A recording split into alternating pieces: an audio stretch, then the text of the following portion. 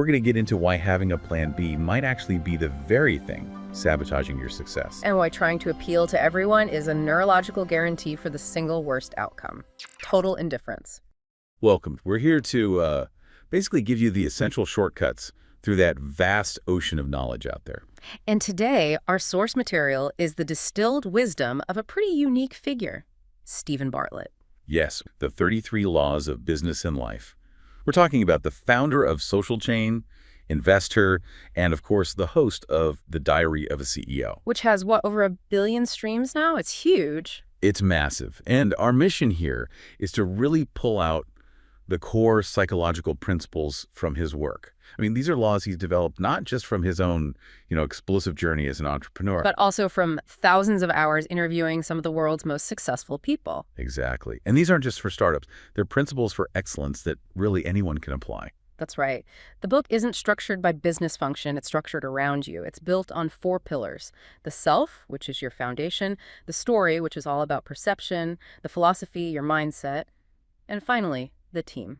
And just to give you a taste of how counterintuitive some of these laws are, we're going to get into why having a plan B might actually be the very thing sabotaging your success. And why trying to appeal to everyone is a neurological guarantee for the single worst outcome: total indifference. Let's jump right into that first pillar then. Pillar I, the self.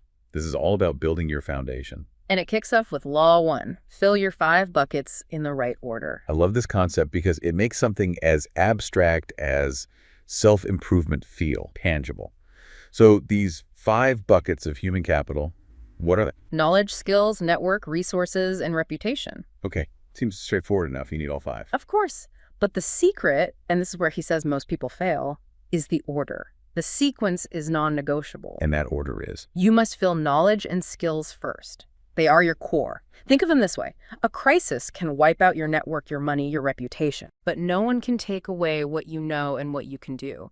They are the only assets that are truly yours, the only things that guarantee long-term sustainability. So the classic mistake is chasing the money, the resources, or the fame, the reputation, before you have any real value to offer. Exactly. It's like building the roof of a house before you've even put up the walls. The argument is that if you focus relentlessly on becoming competent, the network and the resources will naturally come to you. The capital chases the capacity. Precisely, which leads right into Law 2, which is about how you deepen that knowledge. To master it, you must create an obligation to teach it. This is a fascinating paradox. Mastery comes from giving knowledge away, not hoarding it. Well, the act of teaching forces you to confront what you don't know. That obligation, that's what he calls having skin in the game. He champions the Feynman technique for this, right? It's got 4 steps. 4 very effective steps. 1, you learn the concept. 2, you try to teach it to a child. And what that really means is you strip out all the jargon. Simplify it to its absolute core. To its core. Step 3 is you share it publicly. And 4, you review the feedback and see where people got confused. That's where you find the gaps in your own understanding. I've definitely had that moment. You try to explain something you think you know, and you just start stuttering. You realize, oh, I actually don't get this at all. We all have. That stuttering is what this law is designed to fix. So moving from the self to interacting with others, we get Law 3, you must never disagree. Okay, hold on. That sounds impossible.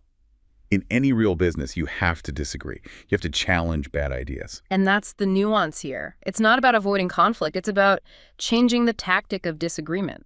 Healthy conflict, he says, is when everyone is working against a problem, not against each other. So when you say, I disagree, or you're wrong, the other person's brain just shuts down. The logical part, the prefrontal cortex, goes offline, and they immediately switch into a defensive emotional state. So you've already lost. The strategy then is to, what? Find common ground first. Yes. Build a bridge. Start with what you agree on. Make them feel heard. And only then do you gently pivot the conversation toward a different way of looking at the problem. It keeps it constructive, not a battle of egos. That makes sense. It's a powerful shift, and then takes us right into the next pillar, the story. This is all about the outside world. Right. How you manage perception. Because in today's world, perception and attention are, well, they're everything. Which brings us to a couple of really provocative laws. Laws 11 and 12. Avoid wallpaper at all costs, and you must piss people off. Let's start with wallpaper. Wallpaper is any brand or message that's so generic, so safe, that our brains just edit it out. It's a neurological process called habituation. We're wired to ignore the familiar. So if you're forgettable, you've already failed. You're invisible. And that directly connects to piss people off. This isn't about being offensive for the sake of it. It's about recognizing that the single biggest enemy to your message is not hate, it's indifference. Because if you try to please everyone, you end up inspiring no one. You dilute your message to nothing. You have to be bold enough to provoke a strong reaction, love or hate. That's how you get cultural traction. He talks about useless absurdity as a tool for this. The Red Bull example is perfect. It is. Their product is, caffeinated sugar water. That's a commodity. It's boring. But what defines them is sponsoring a guy to jump from space. Exactly. A financially useless stunt that did one thing perfectly. It cemented their brand story. They fuel the impossible. That's what sticks. That's stickiness. Yeah. That's the goal. Let's talk about another psychological tool here, Law 16. Use Goldilocks to your advantage. This is straight out of behavioral science. It leverages a cognitive bias we all have called anchoring. Where we rely way too heavily on the first piece of information we see, even if it's totally irrelevant. And the Goldilocks strategy uses this in sales. So let's say you want to sell your main service for $100. You don't just offer that one option. Well, you present three. You present three. You create a super premium, high-cost option for, say, $250. And then you have a cheap, bare-bones option for $40. And suddenly that $100 option in the middle doesn't just look reasonable, it looks just right. It feels like the safest, smartest choice. You've used those extreme anchors to guide their decision without them ever realizing it.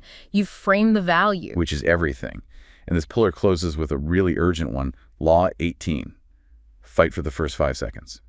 In the attention economy, the infinite scroll, if you aren't immediately compelling, you're gone. The hook has to be instant, no slow burn. You lead with your most shocking, valuable, or surprising point right at the start. It's brutal, but it's the reality. And that urgency flows right into pillar the third, the philosophy.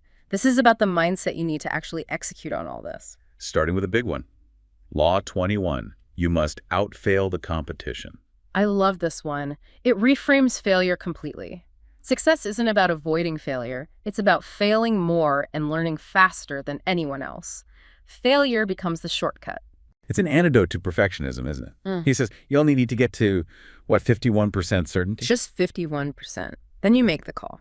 Indecision is what's truly expensive because it wastes time, your most valuable resource. By failing more, you're gathering data faster than everyone else. This philosophy of total commitment underpins the most challenging law for me, which is Law 22. You must become a Plan A thinker. I mean, we're always taught to have a backup plan. And that's the psychological trap. The book argues that having a Plan B acts as a mental safety net. Your brain knows there's an escape route, so it subconsciously holds back energy and commitment from Plan A. Wow. So the safety net actually makes you more likely to fail. That's terrifying. It is. You're intentionally burning the bridges behind you to force a state of absolute commitment. How does anyone handle that kind of pressure? By having absolute certainty in the goal. The example he uses is Nando Parado, the Andes crash survivor. When he decided to hike for help, there was no Plan B. It was either succeed or die. That singular focus is what unlocks your full potential. That level of focus requires incredible discipline, which brings us to Law 27. The discipline equation. Right, because motivation comes and goes, but discipline is what keeps you going. The equation he lays out is discipline equals the value of the goal plus the reward of the pursuit minus the cost of the pursuit. So the reward, the why, has to be massive. It has to completely dwarf the pain of the effort. It has to. And the secret ingredients here are seeing time and, death as finite. He calls it time betting. You have a limited number of chips to play each day. That urgency forces you to focus only on what truly matters. And Law 26 connects to this so well. Your skills are worthless, but your context is valuable. A brilliant point. You can be the best in the world at something, but if that skill isn't rare or in demand right now, its value is low. Context is everything. That's a perfect transition to the final pillar, fourth, the team, because you can't scale on your own.